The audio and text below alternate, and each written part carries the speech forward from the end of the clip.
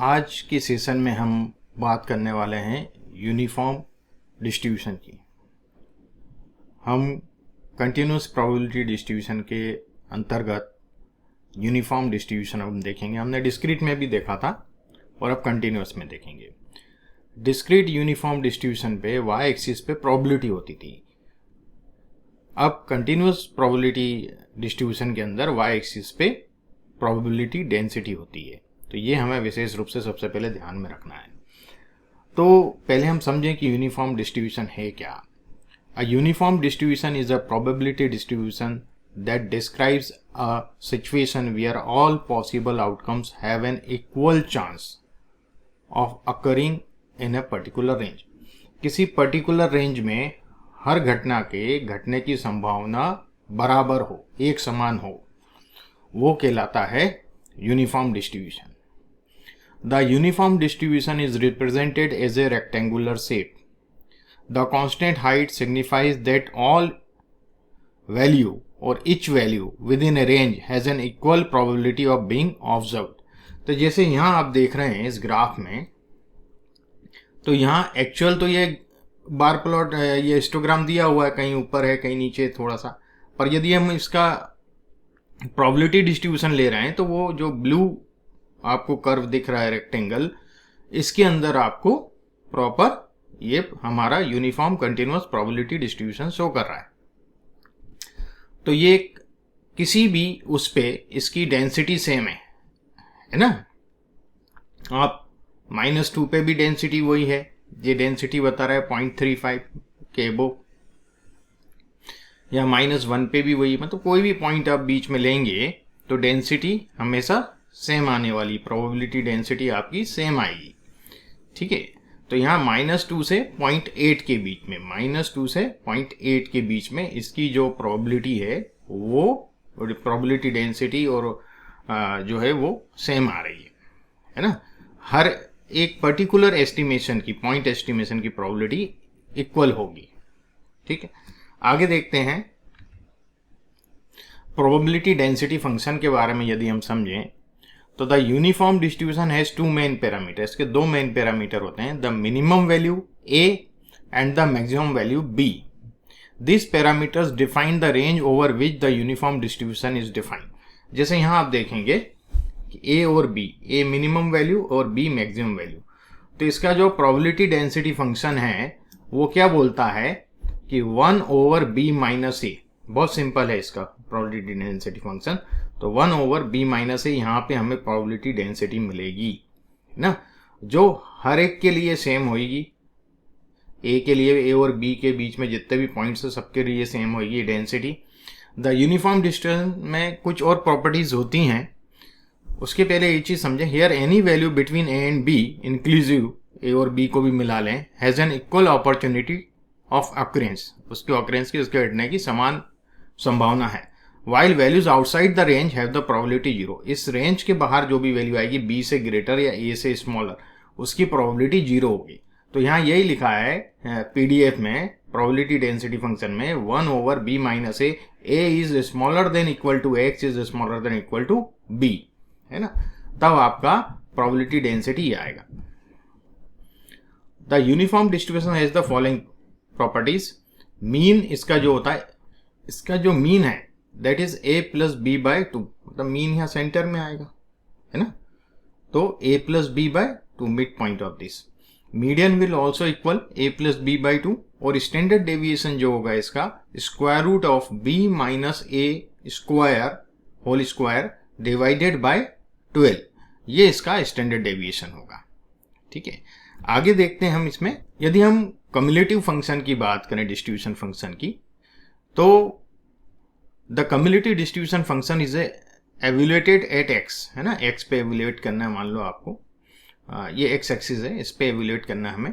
So is the probability that the random variable x will take a value less than और equal to x। ये small x है और ये x axis है, उसी पे अपने कोई x वैल्यू ले लें या कुछ भी आप एक वेरिएबल ले लें। The CDF of uniform distribution defined 0 होगा यदि x is smaller then a से यदि छोटा है।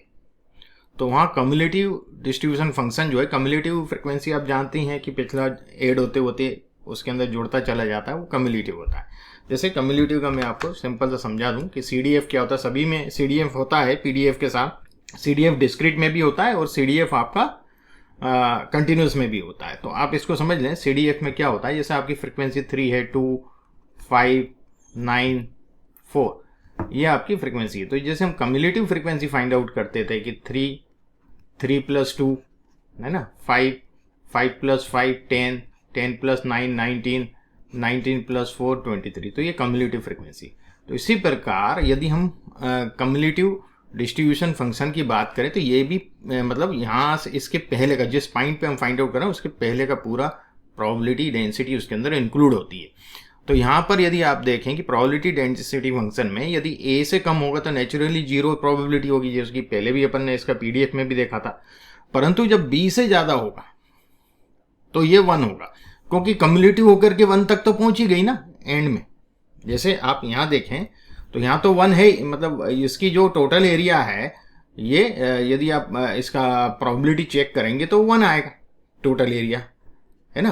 तो यहाँ पर तो 1 पहुंच ही गया ये, ठीक है। अब 1 के बाद यदि फंक्शन हमारा मैक्सिमम वैल्यू b थी, मिनिमम वैल्यू a थी, तो इससे नीचे तो जाएगा नहीं, तो ये 1 ही कहलाता है। इसके आगे कम्युलेटिव फ्रिक्वेंसी हमेशा आप इस पॉइंट पे भी देखेंगे तो 1 ही आएगी, इसके बाद भी देखेंगे 1 आएगी, ठीक है।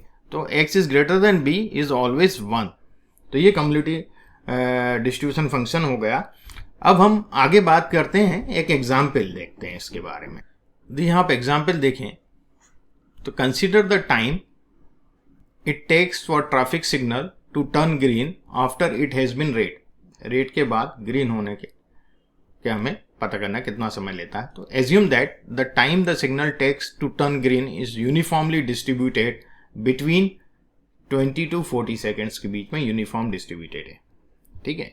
The minimum value a 20 seconds हो गया, मैक्सिमम वैल्यू b हमारा 40 सेकेंड्स हो गया। यदि हम कंटिन्यूस यूनिफॉर्म डिस्ट्रीब्यूशन फंक्शन के हिसाब से देखें तो 1/20, क्योंकि 1/40 - 20, तो 1/20 हुआ, विच इज इक्वल टू 0.05, है ना, ये हो गया। तो ये हमारा फंक्शन हो गया, और इसके बीच में यदि आप देखेंगे तो हमें ये 0.05 ही मिलने वाला है, अदरवाइज 0 होगा, जो हम PDF फंक्शन के हिसाब से जानते हैं। So this means that any time between 20 seconds and 40 seconds the probability of signal turning green is 1 होगी ओवरऑल प्रोबेबिलिटी।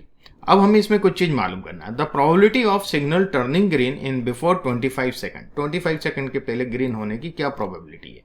तो देखिएगा यहाँ लोग कंफ्यूज हो जाते हैं, वो बोलते हैं नहीं भाई सर वही होगी, प्रोबेबिलिटी फंक्शन के हिसाब से 0.05 होगी, तो दैट इज नॉट। सो हम इसको देखते हैं हमारे दूसरे तरीके से। ये देखिए मैंने एक यहाँ विजुलाइजेशन बनाया हुआ है डायनेमिक। तो यहाँ पर मैंने 20 सेकेंड, जैसे आप वहाँ पे देख रहे थे, कितना है 20 सेकेंड्स एंड 40 सेकेंड्स। तो यहाँ आप देखेंगे 20 सेकेंड्स टू 40 सेकेंड्स, तो इसके बीच में जो टोटल एरिया है वो प्रोबेबिलिटी को शो करता है, वो है 1, है ना। और ये तो प्रोबेबिलिटी डेंसिटी है, ये तो 1/b - a है। तो 1/b - a आपको जैसे मैंने बताया था कि ये 0.05। तो यहाँ आप देखिएगा यहाँ पर ये हमारा a है, ये b है, और पहला जो हमारा क्वेश्चन है इसमें वो क्या है, पहले हम वो देखें। फर्स्ट क्वेश्चन है the probability of signal turning green in before 25 seconds क्या हो। तो 25 सेकेंड्स पे यदि हम यहां पर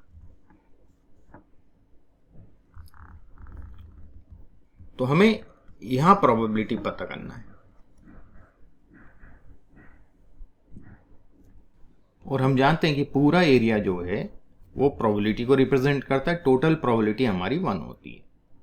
तो हमें इतने एरिया की प्रोबेबिलिटी मालूम करना है, मतलब इस रेक्टेंगल की प्रोबेबिलिटी मालूम करना है। तो इसकी जो लेंथ है वो क्या है 0.05, हाइट जिसको हम बोलें या लेंथ बोल लें ये, और इसकी विड्थ जो है 25 - 20 कितना आ गया 5 आ गया, ओके।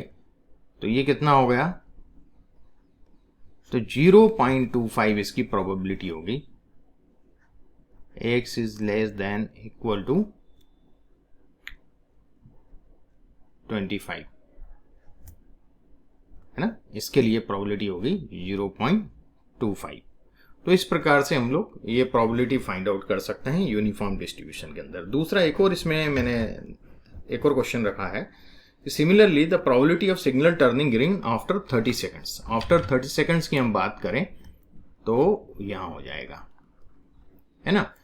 तो यहां भी वही चीज है कि 0.05, हाइट तो सेम है हमारा, लेंथ तो सेम है इसका, ब्रेथ जो है 40 - 30 10 हो जाएगा। So that is 0.50, that is the probability. 30 second से ज़्यादा पे यदि वो लाइट टर्न होती है ग्रीन तो उसकी प्रोबेबिलिटी 50% है। 25 सेकंड के पहले यदि ग्रीन टर्न ग्रीन होती है तो उसकी प्रोबेबिलिटी 0.25 सेकंड है। तो इस प्रकार से हम लोग ये यूनिफॉर्म डिस्ट्रीब्यूशन में प्रोबेबिलिटी फाइंड आउट कर सकते हैं। तो ये जो कंसेप्ट थे ये थे यूनिफॉर्म प्रोबेबिलिटी डिस्ट्रीब्यूशन के, जो कि कंटिन्यूस प्रोबेबिलिटी डिस्ट्रीब्यूशन के अंतर्गत आता है। तो यहाँ हमने आज के सेशन में ये समझा कि यूनिफॉर्म डिस्ट्रीब्यूशन जो कि कंटिन्यूस प्रोबेबिलिटी डिस्ट्रीब्यूशन के अंतर्गत आता है उसमें हम प्रोबेबिलिटी कैसे फाइंड आउट करते हैं।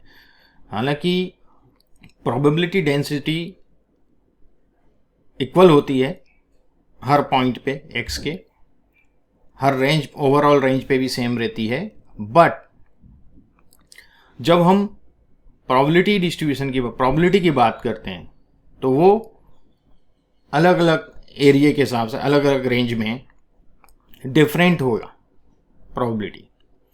तो ये बहुत ध्यान रखना है, और ये इंटरव्यू में काफ़ी इस तरह के क्वेश्चंस पूछे जाते हैं। यदि आपको ये वीडियो अच्छे लग रहे होंगे तो मैं चाहूँगा कि आप इसे लाइक करें, सब्सक्राइब करें और नोटिफिकेशन के लिए बेल बटन जरूर दबाएं। धन्यवाद।